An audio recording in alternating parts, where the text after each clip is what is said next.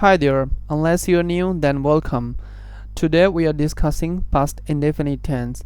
Past indefinite tense হচ্ছে যে কোনো একটা কাজ অতীতকালে কোনো একটা নির্দিষ্ট সময়ে ঘটেছিল বা হয়েছিল। এই past indefinite tenseর স্ট্রাকচার হচ্ছে সাবজেক্টের পরে ভার্বের past ফর্ম বসবে and then rest of the sentence, মানে যেটাকে আমরা কমপ্লিমেন্ট বলে থাকি। For example, I saw her yesterday. আমি তাকে গতকাল দেখেছিলাম। or they watched a movie last night. তারা গতকাল রাতে একটা মুভি দেখেছে। or he was a cook.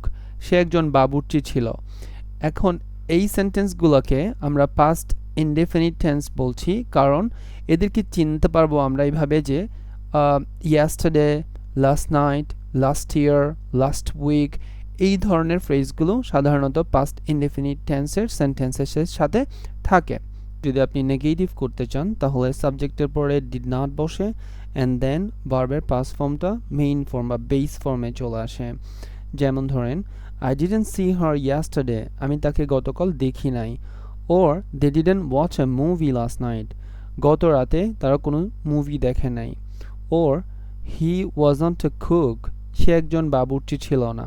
যদি আপনি কোয়েশ্চেন করতে চান তাহলে অক্সিলিয়ারি ভার্ব ডিড সাবজেক্টের আগে চলে আসে। or আপনি যদি টু বি ভার্ব ইউজ করে থাকেন মেইন ভার্ব হিসেবে, সেটাও সাবজেক্টের আগে চলে আসবে এবং এটা কোয়েশ্চেন হয়ে যাবে। Like, did I see her yesterday? আমি কি তাকে গতকাল দেখেছিলাম?